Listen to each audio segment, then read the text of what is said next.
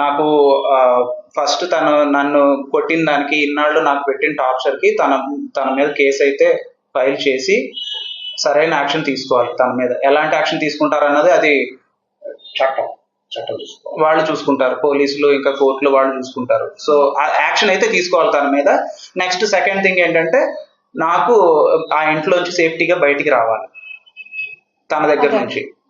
తను ఒకసారి అయితే ఏం ఇన్సిడెంట్ అయిందంటే, నన్ను లాక్ చేసేసి ఇంట్లో రూమ్ లో తలుపేసేసి, అప్పటికి తన వర్కింగ్ ఉమెన్ కూడా కాదు, నేను కాలేజ్కి బయలుదేరుతుంటే నన్ను ఇంట్లో ఒక బెడ్రూమ్ లో లాక్ చేసేసి తను సైలెంట్ గా బయట ఉండి చాలాసేపు కాలేజ్కి లేట్ చేసి కాలేజ్లో నేను మాట్లాడేలా చేసింది.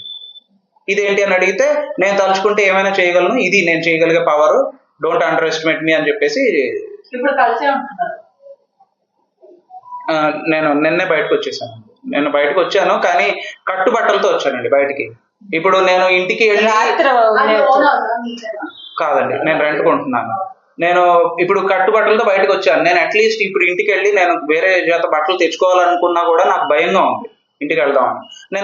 నేను పోలీసులను అడిగాను నిన్న, సార్ నాకు ఎవరినైనా కొంచెం ఎస్కార్ట్ తోడిచ్చి పంపించండి, నేను బట్టలన్నా తెచ్చుకుంటాను. ఎందుకంటే మీరుంటే జనరల్ గా తను వేరేలా బిహేవ్ చేస్తుంది, బయట వాళ్ళు ఉంటే తను చాలా నార్మల్ గా బిహేవ్ చేస్తుంది, కానీ నేను ఒక్కడనే ఉంటే తను వేరుగా బిహేవ్ చేస్తుంది. సో నేను అదే అన్నాను, నేను తన దగ్గరికి ఇప్పుడు వెళ్ళి లాక్ అవ్వలేను, నేను బయటకు వస్తాను. సో బయటికి రావడానికి నేను నా బిలాంగింగ్స్ అన్ని తెచ్చుకోవడానికి నా కార్ కీస్, బండి కీస్, ఇంటి కీస్, ఇంకా నా ల్యాప్టాప్, ఇంకా నా బట్టలు అన్ని తెచ్చుకోవడానికి నాకు ఎవరినైనా ఎస్కార్ట్ ఇవ్వండి అంటే, పోలీసులు ఏమన్నారంటే, మేము గవర్నమెంట్ ఎంప్లాయీస్, మేము ప్రైవేట్ ఎంప్లాయీస్ కాదు కదా మీకు సెక్యూరిటీలు అవి ఇవ్వడానికి అని. ఇంకా అందుకనే నేను ఇలాగే. మెయిన్ ప్రాబ్లం ఏంటంటే అనుమానం సార్. ఏంటంటే, నేను కాలేజ్ లో 4 o'clock కనుక కాలేజ్ అయిపోతే నేను ఇంటికి రావడం తను చూస్తుంది. ఇంటికి రావడానికి మాక్సిమం 1/2 hour, 4:30 కల్లా ఇంట్లో ఉండాలి. ఎందుకు ఇంట్లో లేవు, 4:30 కల్లా ఇంట్లో లేవు, ఏం చేసావు, ఈ 1/2 hour ఏం చేసావు, ఎక్స్ట్రా టైం ఏంటి, ఈ 10 minutes ఏం చేసావు, ప్రతిదీ క్యాల్కులేటెడ్ గా అడుగుతుంది. ఒకవేళ గూగుల్ మ్యాప్స్ అయ్యి చెక్ చేస్తుంది, నా ఫోన్ తీసుకుని చెక్ చేసి మొత్తం ఎవరెవరి దగ్గర తిరిగావు, ఎక్కడెక్కడ తిరిగావు, ఏంటి ఈ ప్లేస్లు అన్ని తిరిగావు అని అంటది. ఒకవేళ గూగుల్ మ్యాప్స్ లో ఏం దొరకకపోతే phone pay history, Paytm history, Google pay history ఇవన్నీ తీసి ఈ పేమెంట్స్ ఏంటి, ఇవన్నీ ఎక్కడెక్కడ చేసావు, ఎందుకు చేసావు, ఎవరెవరు ఖర్చు పెట్టావు ఏంటి అని చెప్పేసి విపరీతంగా అనుమానిస్తూ ఉంటది.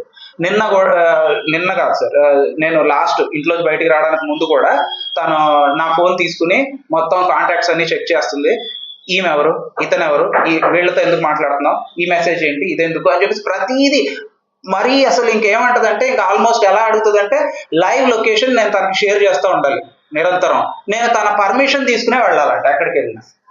నేను నీకు 2 days నుంచి పర్మిషన్ ఇస్తున్నాను బయటకు వెళ్ళడానికి, నమ్మి ఇస్తున్నాను నీకు బయటకు వెళ్ళడానికి, కానీ నువ్వు దాన్ని మిస్యూజ్ చేసుకుంటున్నావు, నాకు చెప్పట్లేదు నువ్వు ఎక్కడికి వెళ్తున్నావు అని చెప్పేసి. ఇంకా అది కూడా ఒక రీజన్ మేబీ.